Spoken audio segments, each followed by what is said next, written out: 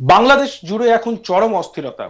নতুন অন্তর্বর্তী সরকার ক্ষমতায় এলেও এখনো পুরোপুরি শান্ত হয়নি প্রতিবেশী দেশের অভ্যন্তরীণ পরিবেশ। এই পরিস্থিতিতে ভারতীয় সীমান্তে হাই অ্যালার্ট জারি করা হয়েছে। কিন্তু ভারত ও বাংলাদেশের স্থলভাগ সীমান্তে কাঁটাতার থাকলেও জলপথে তো তা নেই। তাই জল সীমানায় বাড়ানো হয়েছে কড়া নিরাপত্তা। আন্তর্জাতিক জলপথেও টহল দিচ্ছে উপকূলরক্ষী বাহিনী এবং পুলিশ প্রশাসন। এদিকে এখন চলছে সমুদ্রে মাছ ধরার মরশুম। দক্ষিণ চব্বিশ পরগনা জেলার প্রচুর ট্রলার এখন মাছ ধরার জন্য সমুদ্রে রয়েছে। এবারে সেই ট্রলারের মৎস্যজীবীদের মাইকিং করে সতর্ক করলো মৎস্যজীবী সংগঠন ও প্রশাসন। প্রত্যেকটি ট্রলারের মৎস্যজীবীদের দেশের জলসীমানায় থাকার নির্দেশ দেওয়া হয়েছে।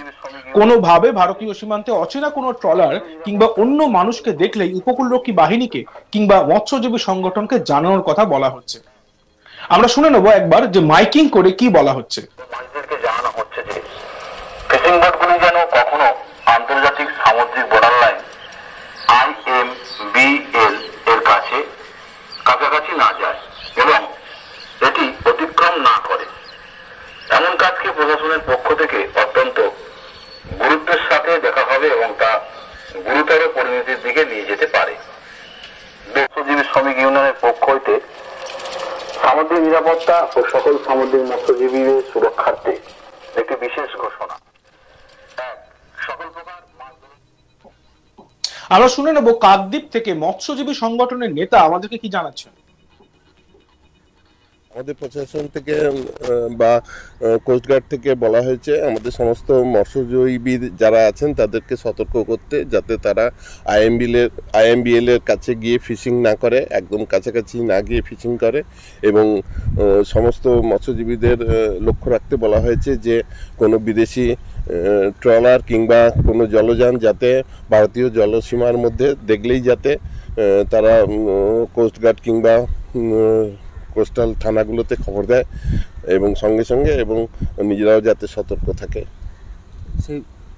সেইভাবে প্রতিটা বন্দরগুলিতেও, হ্যাঁ, সেইভাবে আমরা প্রত্যেকটি বন্দরগুলিতে এবং যেরকমভাবে আমরা সমুদ্রে রত আছে ফিশিংয়ে, সেই সব ট্রলারগুলোকেও আমরা সতর্ক করছি।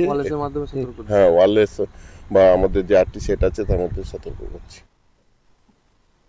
অন্যদিকে এই বিষয় নিয়ে আমাদের প্রতিনিধি প্রসেনজিৎ সাহা একটি রিপোর্ট তুলে ধরেছে, চলুন দেখে নিই। গত কয়েকদিন ধরেই অশান্ত হয়ে রয়েছে বাংলাদেশের বিভিন্ন প্রান্তে অশান্তি শুরু হয়েছে। আর সেই অশান্তির আঁচে অনেক বাংলাদেশি তারা ভারতবর্ষে ঢুকে পড়তে চাইছে। আর এখানেই কার্যত কড়া পদক্ষেপ গ্রহণ করছে সীমান্তরক্ষী বাহিনীরা।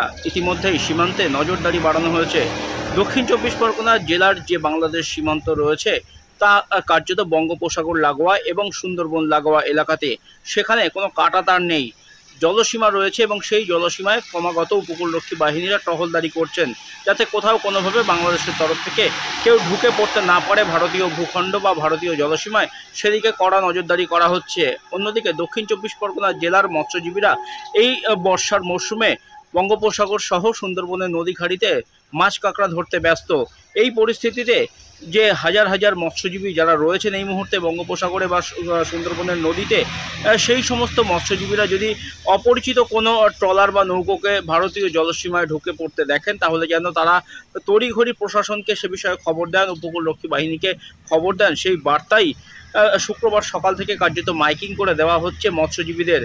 দক্ষিণ চব্বিশ পরগনার কাকদ্বীপ, নামখানা, ফ্রেজারগঞ্জ এই সমস্ত এলাকা থেকে যে হাজার হাজার মৎস্যজীবী প্রত্যেক বছর তারা সমুদ্রে মাছ ধরতে যান, সেই সমস্ত মৎস্যজীবীদের কার্যত মাইকিংয়ের মাধ্যমে সতর্ক করা হচ্ছে। পাশাপাশি তাদেরকে আরও সতর্ক করা হচ্ছে তারা যাতে কোনোভাবে ভারতীয় জলসীমাকে লঙ্ঘন না করেন, তারা যাতে ভারতীয় জলসীমার মধ্যে থেকেই মাছ কাঁকড়া ধরেন, সেই বার্তাও দেওয়া হচ্ছে মৎস্যজীবীদের। যেহেতু ইলিশ মাছের মরশুম চলছে, তাই মৎস্যজীবীরা বঙ্গোপসাগরের গভীর থেকে গভীরে প্রবেশ করছেন মাছ ধরার জন্য, এবং তাতে অনেক সময় হয় যে তারা ভুল করে বাংলাদেশের জলসীমায় তারা ঢুকে পড়েন।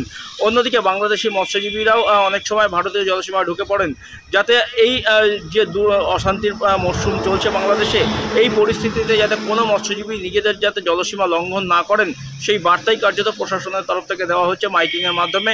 অন্যদিকে মৎস্যজীবী সংগঠনগুলিও এলাকাতে মাইকিং করছে এই যে জলসীমা লঙ্ঘন করে যাতে মৎস্যজীবীরা অন্য বাংলাদেশের যে জলসীমা সেখানে ঢুকে না পড়েন। অন্যদিকে অপরিচিত কোনো নৌকা বা ট্রলার যারা বাংলাদেশের হতে পারে বলে মনে করা হচ্ছে, সেগুলি যদি ভারতীয় জলসীমায় ঢুকে পড়ে তাহলে কিন্তু তড়িঘড়ি প্রশাসনকে যাতে তারা খবর দেয় সেই বার্তাও দেওয়া হচ্ছে মাইকিং এর মধ্য দিয়ে। বাংলাদেশ থেকে কোনো আত্মীয় স্বজন, অনুপ্রবেশকারী এমনকি শরণার্থীরা এলেও কোনো জায়গা না দিয়ে সঙ্গে সঙ্গে জানাতে হবে প্রশাসনকে। এমন অবস্থায় বিএসএফ ক্যাম্পের সঙ্গে যোগাযোগ করতে বললেন সীমান্তে পাহারারত বিএসএফ আধিকারিকরা। আর এই নিয়ে সীমান্তের পরিস্থিতি নিয়ে আজ নদিয়ার গেদে বিএসএফ ক্যাম্পে একটি বৈঠকের আয়োজন করা হয়। আমরা শুনে নেব সুজিত কুমার বিএসএফ আধিকারিক আমাদের কি জানিয়েছেন। एक्चुअली अभी जो सीमा पार जो बांग्लादेश में अभी स्थिति है उसको ध्यान में रखते हुए जो हमारे सीमा क्षेत्र के गांववासी हैं उनको स्थिति से अवगत कराना बहुत ज़रूरी था।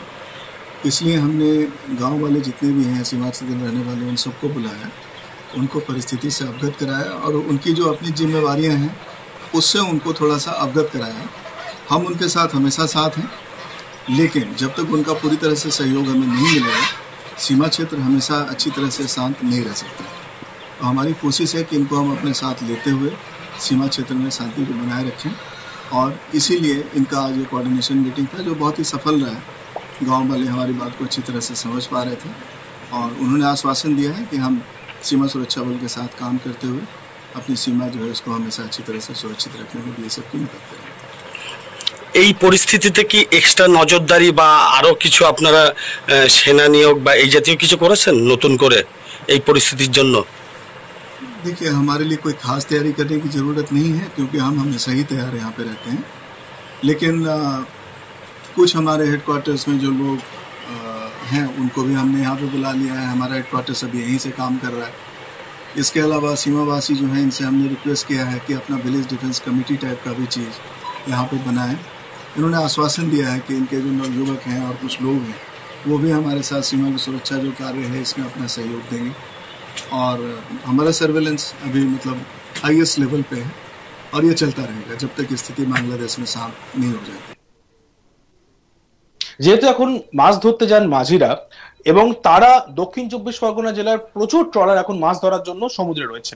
এবার সেই ট্রলারে মৎস্যজীবী যারা আছে তাদেরকে কিন্তু সতর্ক করলো তাদের মৎস্যজীবী সংগঠন এবং প্রশাসন, এবং প্রত্যেকটি ট্রলারের মৎস্যজীবীদের দেশের জলসীমায় থাকার নির্দেশ দেওয়া হচ্ছে এবং মাইকিং করে তাদের সতর্ক করা হচ্ছে।